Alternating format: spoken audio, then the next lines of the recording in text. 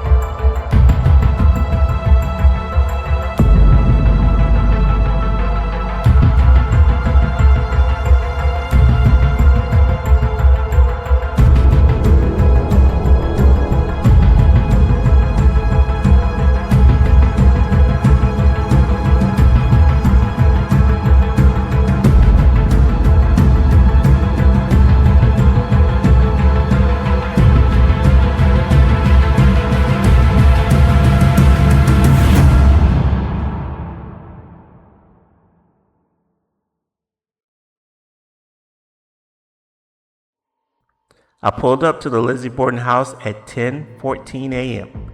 1 minute later, and I would have demanded a medal. Other guests were gathering outside, and together we waited for the tour to begin. The adventure finally back on track.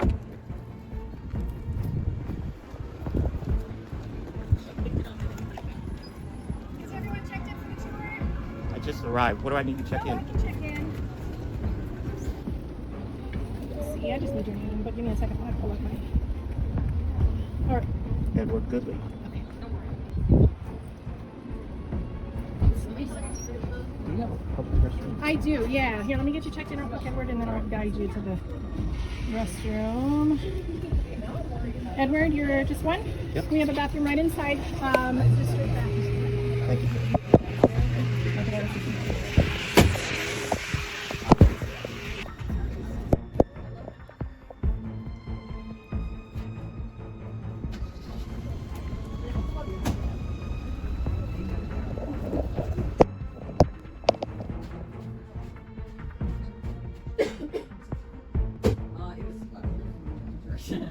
It really should have been hot, but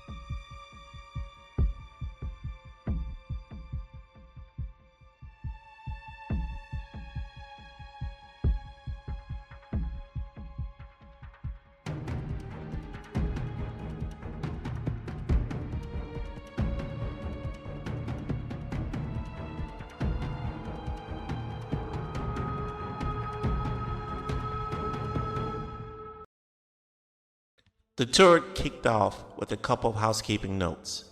Because the front of the house was undergoing some remodeling, apparently even haunted landmarks need a facelift, we'd be starting our adventure through the rear side door. We were also told that once the tour officially began, all video recording was off limits, which immediately made me feel like I was entering a top secret crime lab instead of a Victorian home. We stepped inside through a small entryway, passed into the kitchen, then turned right into the sitting room, the very spot where Andrew Borden met his unfortunate end. The first thing that struck me wasn't the history or the atmosphere, but how surprisingly small and simply furnished the room was. For a man who was essentially a millionaire, his net worth would be close to $10 million today. Andrew Borden apparently believed in living with the enthusiasm of someone who had just discovered minimalism and taken it a little too seriously. We learned that surprisingly little blood was found on Andrew Borden's clothing, just on the front of his shirt and the back of his cardigan, where the blood had soaked through. Oddly enough, there wasn't much blood on the floor either. Most of the action was on the wall behind him. 86 blood spots, all forming a neat little arc directly behind his head. The arc stretched from west to east, starting near the parlor door and curving toward the kitchen door, with the closest spots only a few inches from his head. In other words, the blows came from right at the head of the sofa. If the attacker had been standing at the foot or off to the side, the spatter would have shifted direction, and it didn't. The height of the spatter told its own story. The highest drops were over 6 feet off the ground, with others scattered between 3 and 5 feet. That pattern only happens when someone is standing over the victim, swinging downward and sending the return arc of the weapon upward. Classic overhand chopping. Not subtle, but effective. There were also drops on the parlor door to the west, and a thin string of blood on the west dining room door jamb. That placed the attacker slightly to Andrew's left, not centered. If they'd been on the opposite side, the parlor door would have stayed clean. Another clue. No blood hit the front of the sofa. If the attacker had stood in front of Andrew facing him, the front upholstery would have been a crime scene of its own. Instead, it was spotless, which tells us the attacker was behind his head, not in front of it.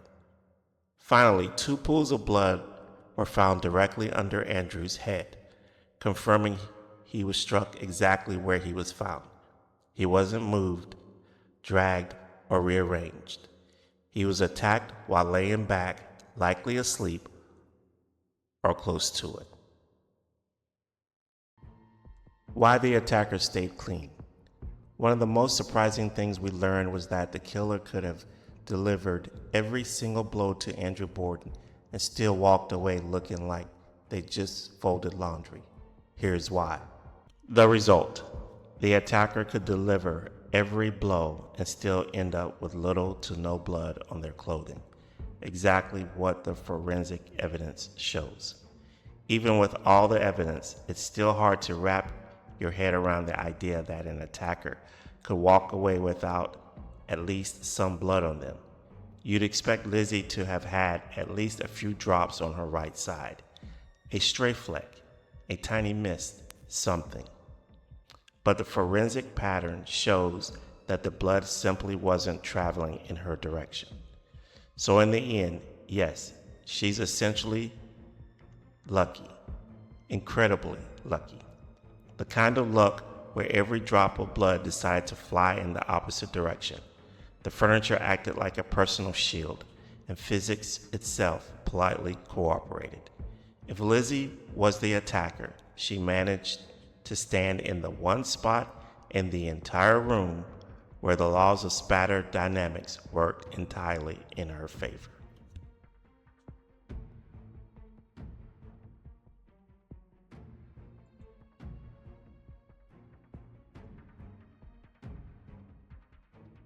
Next, we all stepped into the dining room where the Borden'S took their meals. Meals prepared and served by their long-suffering maid, Bridget Sullivan.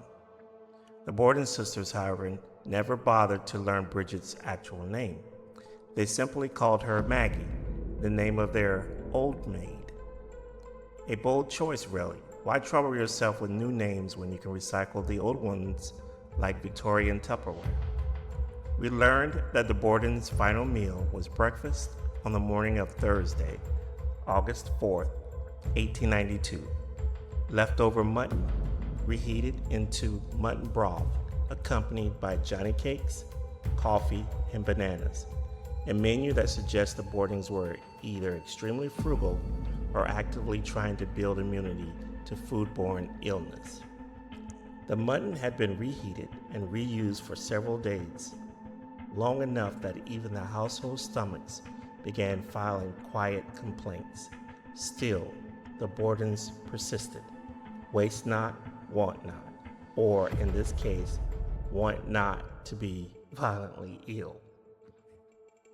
By this point, Lizzie and Emma had taken to eating separately from their parents, not out of teenage rebellion, but because the household had become so divided, the shared meals were more of a diplomatic hazard than a family bonding opportunity. Lizzie referred to her stepmother Abby as Mrs. Borden, which tells you everything you need to know about their relationship. She believed Abby had married Andrew for his money, and the sisters were especially irritated when Andrew gifted property to Abby's relatives. Nothing sours a breakfast like watching your inheritance walk out the door. Tensions escalated further in July 1892 when Andrew killed Lizzie's pet pigeons, birds she kept lovingly in the barn. He claimed that they were attracting local boys and making a mess. Lizzie, understandably devastated, stopped speaking to him. It's hard to forgive someone after they've murdered your pets, even if they were practical, as he insisted. Feeling dismissed and powerless, Lizzie grew more resentful. Emma, ever the supportive sister, likely agreed that Andrew's pigeon slaughtering spree was yet another example of his harshness. She left for Fairhaven later that month, presumably to escape the household tension and perhaps to avoid becoming the next victim of Andrew's sudden enthusiasm for pollution control. By the time of the murders, the sisters were essentially running a parallel household within the same house. They kept to their rooms, handled their own housekeeping, and avoided shared meals unless absolutely necessary. It was less a family home and more a duplex with shared plumbing.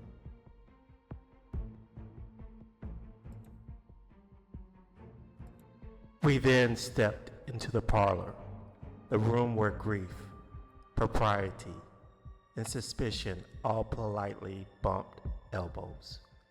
After Andrew and Abby Borden were killed, their bodies were laid out here for the funeral and viewing.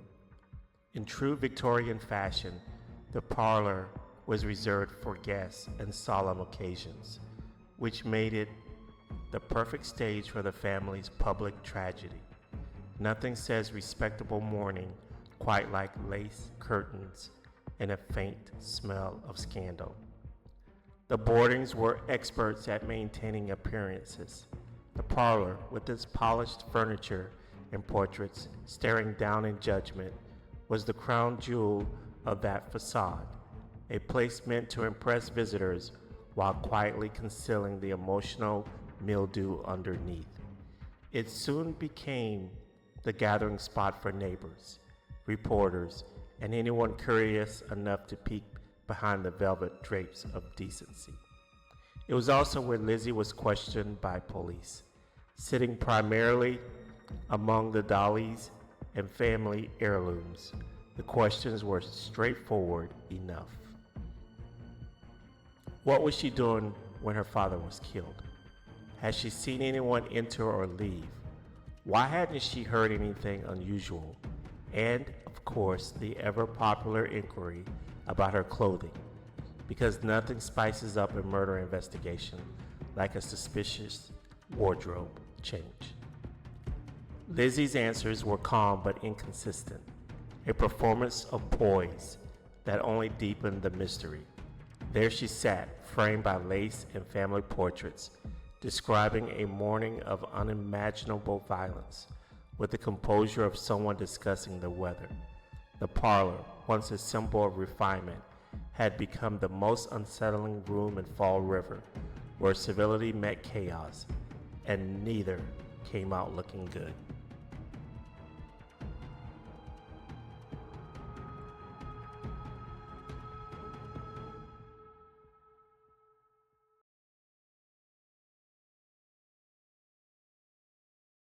We now arrive at the main entryway, the Borden home's grand first impression, and possibly the most misleading foyer in New England.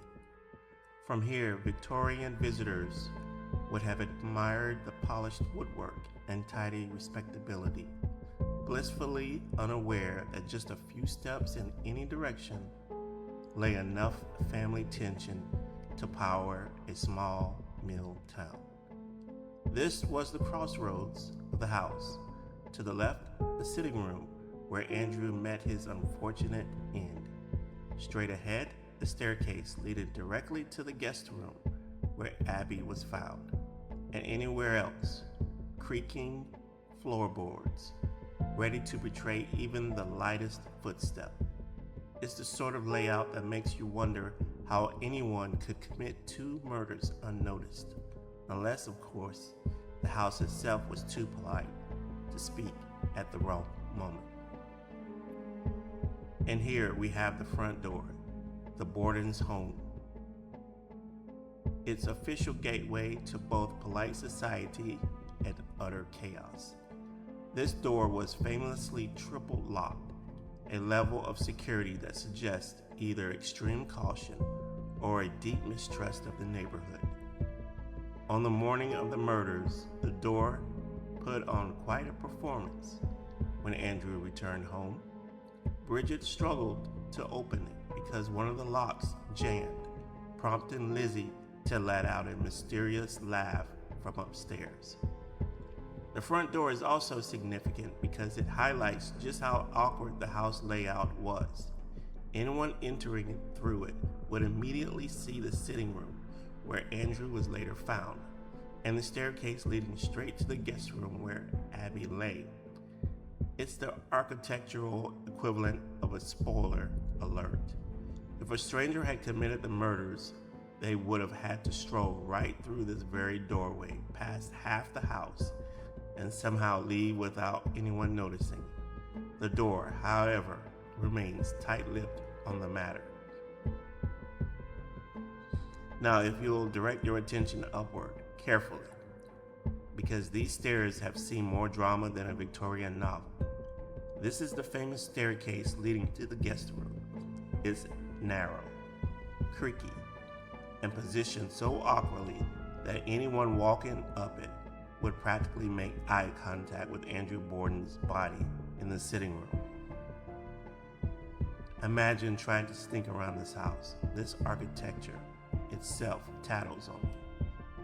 Anyway, on the morning of the murders, no one heard a thing. Either Lizzie moved with supernatural grace, or the house decided to take a personal day off. As we passed the landing, we stepped into the guest bedroom, the same room where Lizzie and Emma's uncle, John Morris, spent the night before the murders.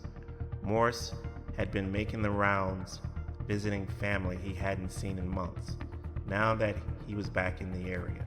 He and Andrew were also knee-deep in their usual discussions about property and livestock in Swansea, which, for them, apparently counted as quality bonding time.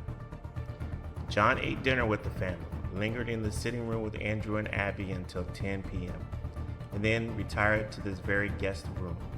The next morning, he left around 8:30 to visit his niece after breakfast. His alibi was so airtight that even 6 priests on a trolley vouched for him, and if 6 clergy agree on something, most people tend to accept it. We've moved farther into the room. The floorboards are original, which means they creak in protest at every footstep, much like Andrew Borden did whenever anyone suggested spending money on home improvements. The bed sits neatly in the center, looking innocent enough, though history has given it a rather unfortunate reputation. This is where Abby Borden, on the morning of August 4th, 1892, made the ill-fated decision to tidy up the room for John's expected return. Then we turned toward the far corner, the spot where Abby was found. The room itself still seems to remember. All the blood-spattered directions, object placements, and blocked pathways converged on one consistent conclusion. The attacker stood on Abby's left side, near the dressing case, slightly behind her head and shoulders, striking downward and slightly to the right. The most plausible first blow lands on the right rear of Abby's skull, near or behind the right ear, delivered from behind and slightly to her left. She collapses forward instantly, landing face down, head toward the east wall, hands around her head as though trying to finish the task she started. The attacker remains in the same position, delivering rapid downward blows. There is no straddle. The blood evidence makes that clear. The spatter tells the story. Forward toward the bed, lateral toward the wall, upward and downward onto the dressing case.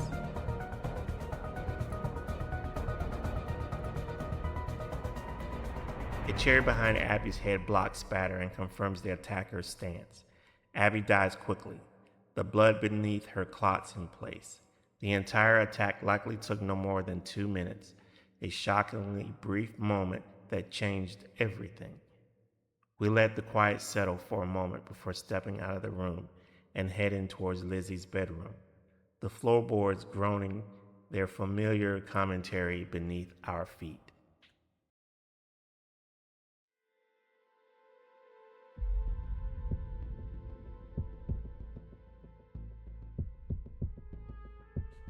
Lizzie and Emma's rooms were connected by a door that Lizzie kept locked on her side, even from Emma.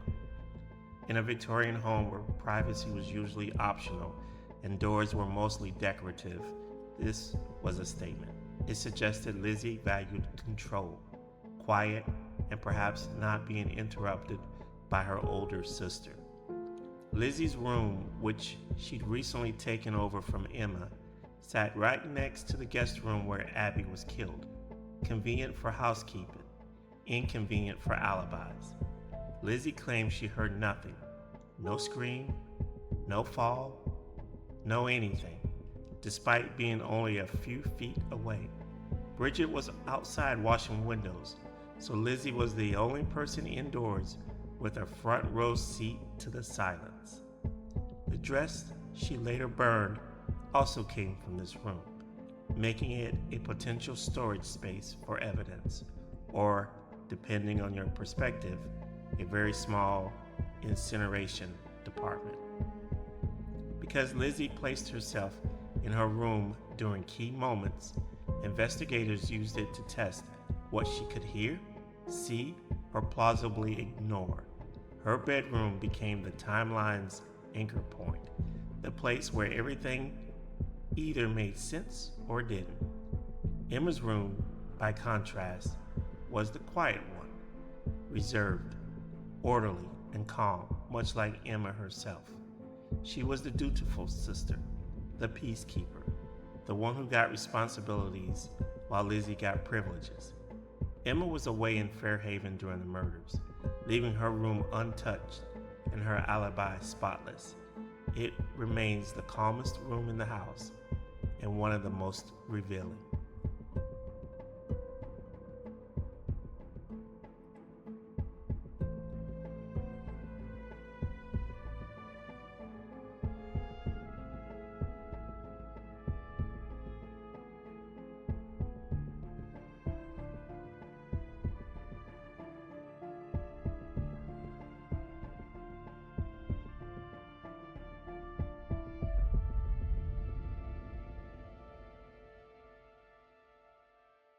The Andrew and Abby Borden bedroom wasn't just a bedroom. It was the closest thing the Borden house had to a VIP lounge. In a home where privacy was treated more like a rumor than a feature, this room was one of the few places Andrew and Abby could shut a door and pretend they lived normal, separate lives from their adult daughters who were still stomping around upstairs. The room also held the famous locked door to Lizzie's bedroom, which stayed locked on both sides, the architectural equivalent of saying, "We love you, but please stay on your side of the emotional moat." This door became a major point of interest later. And while no murders happened in this room, it still played a supporting role in the drama. Abby was in or near it before heading upstairs to the guest room. Lizzie checked it after finding her father dead and to presumably place her bloody dress in Abby's closet. And investigators poked around it, trying to figure out whether anyone had tiptoed through it like a very unlucky burglar. Today, the room is preserved as part of the Andrew and Abby suite, which is perfect if you've ever wanted to sleep in a space that's historically significant, mildly tense, and architecturally confusing. Basically, the Borden family dynamic in room form. Then we traveled up the back staircase to the attic because nothing says welcome to the boarding house quite like climbing a narrow stairway tucked behind the kitchen, presumably designed by someone who dislikes servants and airflow in equal measure. The attic was Bridget Sullivan's domain. Domain might be generous. It was more of a hot in summer, freezing in winter exile where the Borden family's maid lived. Bridget was one of the only two people in the house during both murders, which made her attic quarters unexpectedly important. Her location shaped what she could hear, or more accurately, what she absolutely did not hear during the killings. Her movements that morning became part of the official timeline, mostly because she was the only person whose schedule didn't involve mysterious errands, missing messages, or suspiciously timed naps. Earlier that morning, Bridget began her day on the first floor, serving breakfast and doing chores, standard maid duties. Around 9 o'clock a.m., Abby Borden sent Bridget outside to wash windows. Bridget dutifully went out and scrubbed the south and west sides of the house. Meanwhile, upstairs, Abby was murdered in the guest room. Around 10:45 to 11 o'clock a.m., Bridget came back inside, washed the inside windows, and complained of feeling sick. She had been vomiting since the night before, which in hindsight was probably the least dramatic thing happening in the house that day. Just before 11 o'clock a.m., Bridget was near the front door when Andrew returned home. The door jammed, as it often did, because why fix a door when you can wrestle with it daily?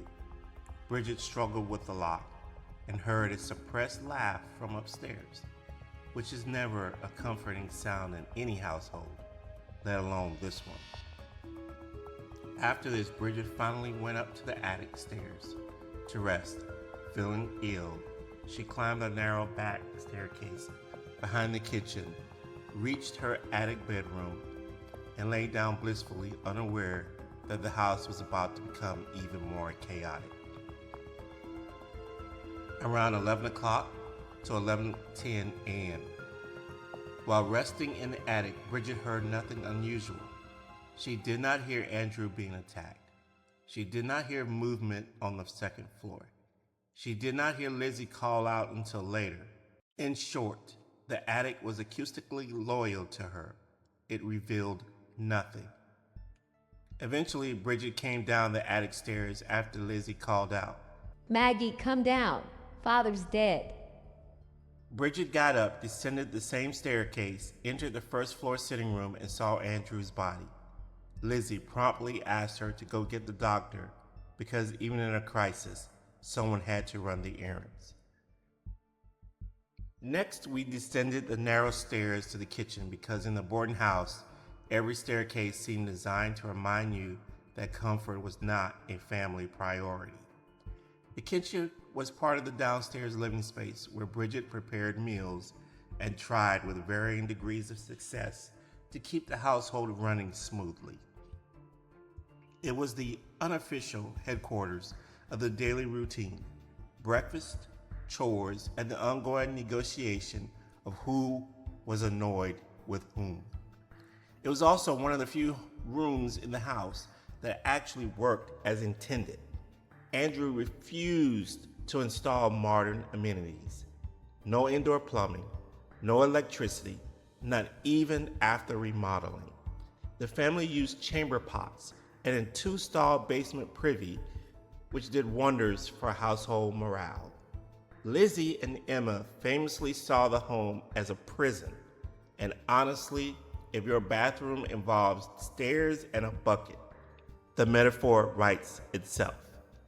The kitchen also earned a starring role in the post-murder drama. Days after the killings, Lizzie burned a dress in the stove, an act that immediately became the most suspicious load of laundry in American history. Architecturally, the kitchen connected directly to the back staircase, the same narrow passage Bridget used to retreat to the attic, in a house already outdated by 1892 standards. This staircase felt like a reminder that the Borden home was determined to remain firmly in the past, no matter how many murders occurred in the present. The final leg of the tour brought us to the basement, because nothing says historic murder site quite like descending into a dim, unfinished space where the air itself seems to be reconsidering its life choices. The basement was one of the few places in the house where water and waste were managed, which already made it more modern than Andrew Borden ever intended. The investigators spent a great deal of time down there, poking around the privy areas in hopes of finding bloody clothing or a hidden weapon. It was, after all, the most logical place to wash blood off tools or dispose of incriminating evidence, assuming the killer had the courtesy to clean up after themselves. A hatchet suspected in the murders was found in the basement, though its connection to the crime was never proven. This didn't stop investigators from examining every drain, sink, and questionable corner for signs of washing or disposal.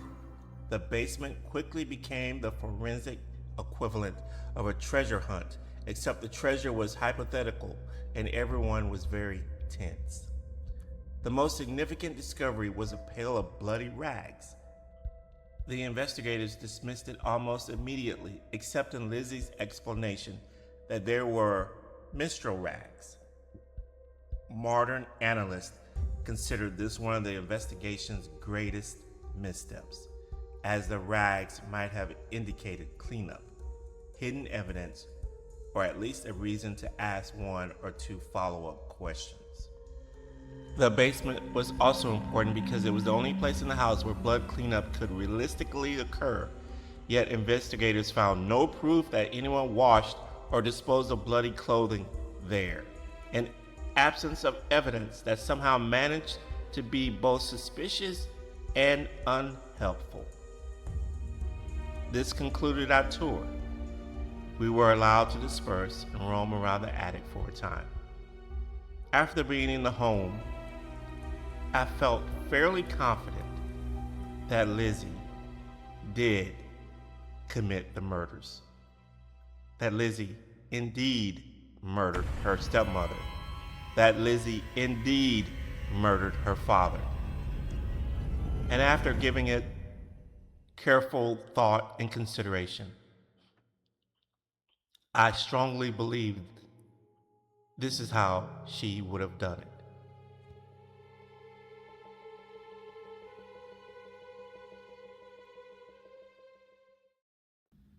A picture speaks 1,000 words, yet sometimes the truth is too simple for some. Investigators and prosecutors thought they had an open and shut case. Lizzie's inconsistent testimony of the events that occurred August 4th, 1892, in Fall River, Massachusetts, at her inquest, and a shop worker claims that Lizzie tried to purchase prussic acid the day before the murders. But without these two things, it was virtually impossible to convict, as both were not admitted at Lizzie's trial. And with no murder weapon found and no direct evidence of any kind tying her to the murders, Lizzie was acquitted for the murders of Andrew Borden and Abby Borden.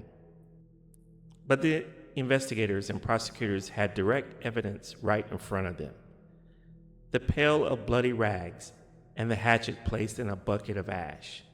The rags they dismissed outright, and the hatchet tested and disclosed to not be the murder weapon because it contained animal blood.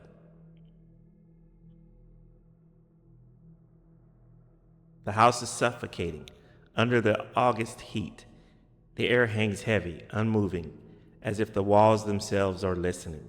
Lizzie stands alone in the entryway, her fingers lightly grazing the banister. Her eyes are distant, unreadable. Bridget watches windows outside, her movements slow, exhausted. Inside, Lizzie watches her through the glass. I walk through this house as though it knows me, as though it has always known what I carry. It guides me in its quiet way. A creak in the floorboards, a breath behind the walls, and I follow, unafraid. The shadows do not trouble me. I have lived with them too long to fear their company. Even in the darkest rooms, I feel a presence beside me, steady and watchful, as if the house itself keeps vigil. She turns away. Abby ascends the stairs, her steps tapping softly, swallowed by the breathless silence. Lizzie appears at the bottom of the staircase, watching her. Lizzie, if you're going to sulk, do it somewhere useful. There are plenty of chores to be done, like ironing handkerchiefs or something. Lizzie's expression does not change. I'm right where I need to be in this moment. Abby pauses, unsettled, then continues upward. Your father will not appreciate how you're trying to upset me, Lizzie. Lizzie follows, slow, deliberate, her presence drifting behind Abby like a shadow that has learned to walk. The door creaks open. Abby enters, unaware of the tension coiling behind her. She begins making the bed, humming faintly, a nervous habit. Lizzie stands in the doorway, watching. Lizzie, seriously, please occupy your time with needful chores. You should tidy your room then. It's unseemly, especially since your Uncle Morse will be returning later. You wouldn't want him to see your unkempt room, would you? Lizzie steps inside. Unseemly? Like killing pigeons? Abby freezes. Lizzie, we're not discussing this again. Your father has spoken already on this. Enough. Lizzie's voice softens, too soft. No, we aren't discussing this further, Mrs. Borden. Abby resumes tucking the sheets, her back turned. The house holds its breath. Lizzie moves closer, her shadow stretching across the floorboards. Lizzie, you're hovering. Stop it. You're so good at making the bed. I just wanted to admire your handiwork before I attempt to work my bed. Abby turns slightly, uneasy. You're frightening me. Lizzie tilts her head, studying her. Am I? Abby's breath catches. The room seems to darken. The wallpaper feels colder. The air thickens. The house listens.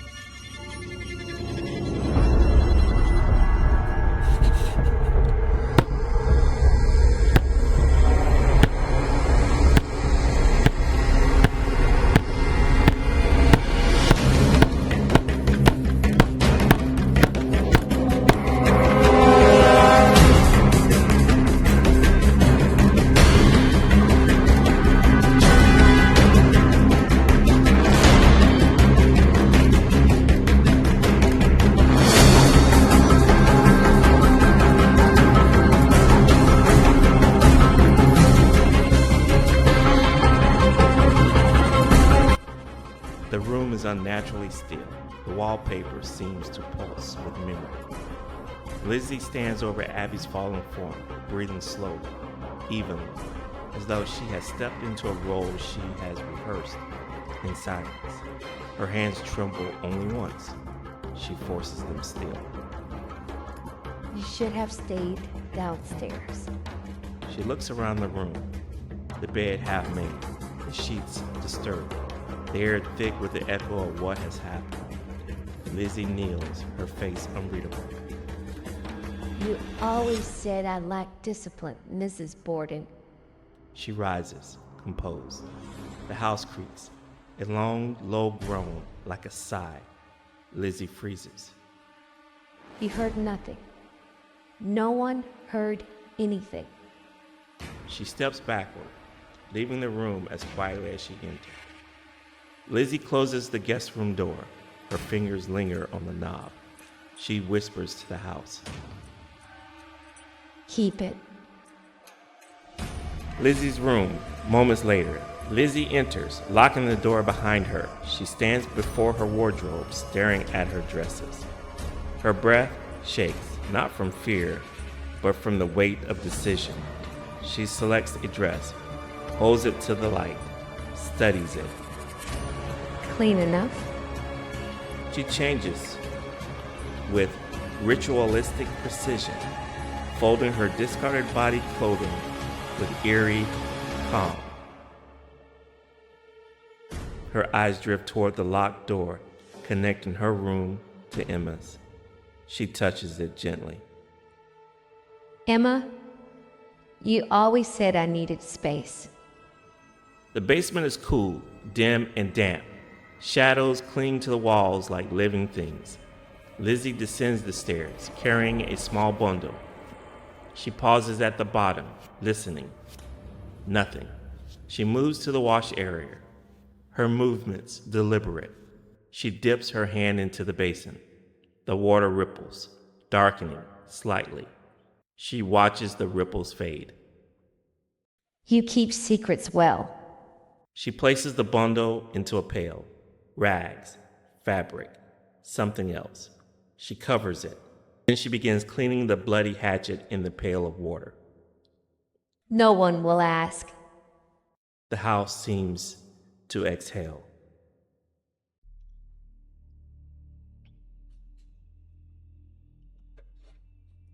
Lizzie moves through the house with unsettling serenity, soft, measured steps. Her dress is cleaned, her face calm, her breathing steady. Lizzie pauses at the bottom of the stairs, listening to the silence above. Time passes, an hour, maybe more. Lizzie stands at the top of the stairs, outside her bedroom, listening. Her face is calm, her eyes distant. The front door rattles. She glances over at the door to the guest room and laughs.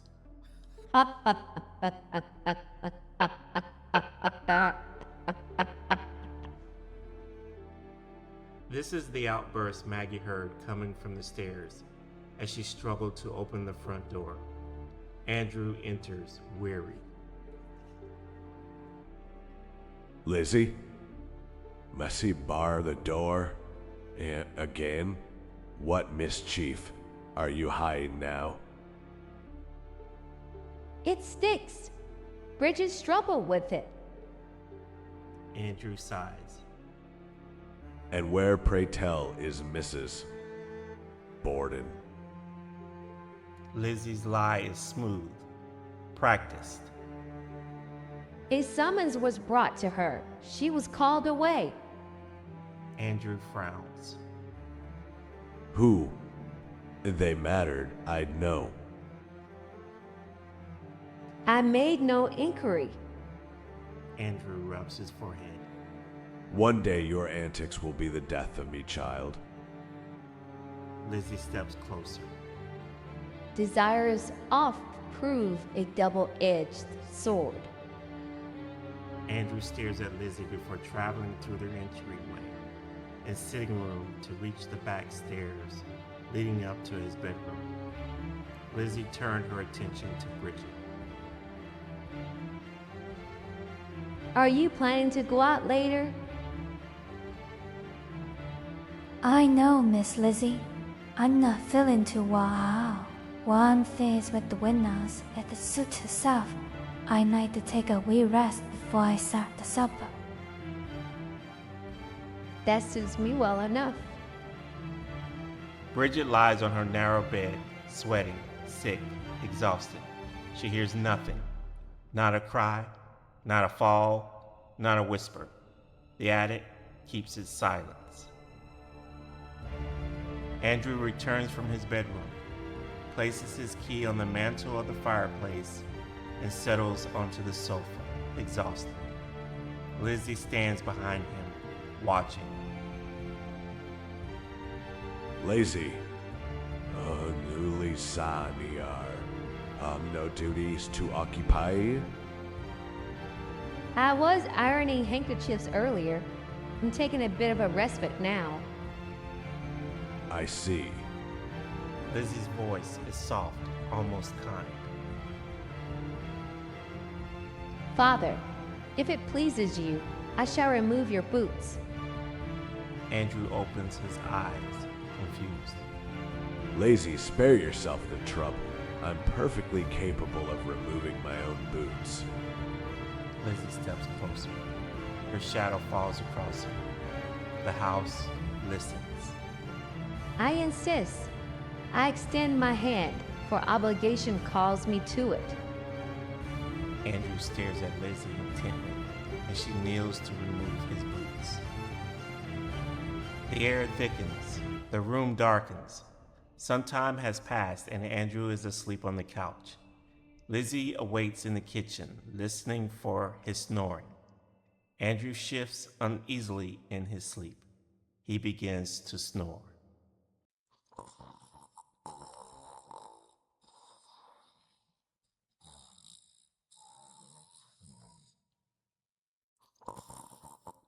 The room seems to swallow his voice. Lizzie walks over to a sleeping Andrew and without hesitation slams her hatchet into his face.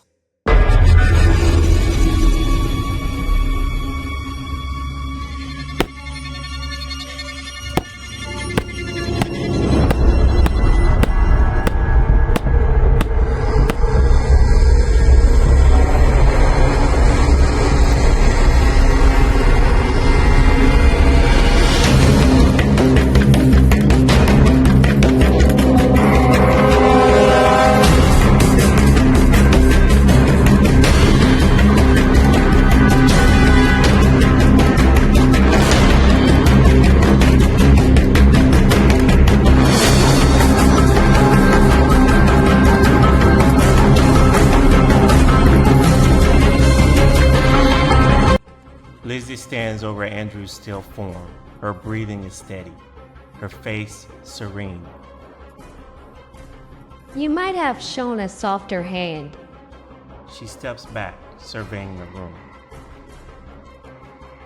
It ill befits you to have been so unkind. Lizzie goes back to the basement to repeat the scene of washing up and discarding bloody evidence. She returns to the first floor and then quietly ascends the back staircase to her father's bedroom. She enters and walks into Abby's closet to hide her blood-stained blue dress.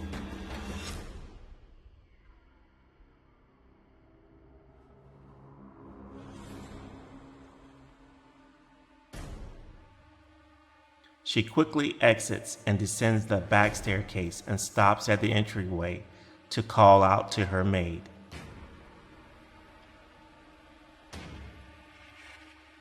Maggie, pray come down. Father has taken a dreadful harm. Bridget rushes down, disoriented. Miss Lizzie, what's after happening? What in God's name? Lizzie's composure is unnerving. Go at once. Bring Dr. Bowen with all haste. Bridget hesitates. While I run over and fetch Mrs. Churchill? Lizzie's eyes sharpen. No, across the way. Off with you. Quickly. She keeps Bridget moving away, away, away. The house feels colder.